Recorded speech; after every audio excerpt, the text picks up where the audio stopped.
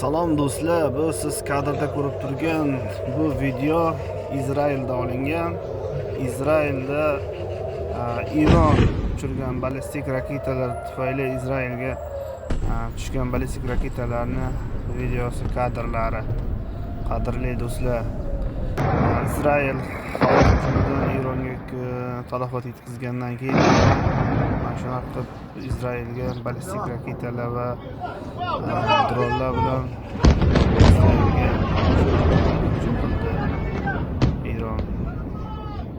Qadrli do'stlar, Izraelda Gumbaz havo mudofaasi ham raketalarni ko'pini o'tkazib yuborgan. Ko'pini ushlab qoldi, ko'pini o'tkazib yubordi deyapti. Shunaqa gaplar do'stlar. Izraelda havo mudofaasi normal ishlayapti. O'sha Eronda o'ldirilgan o'sha qo'mondonlar yana tinch aholiga javoban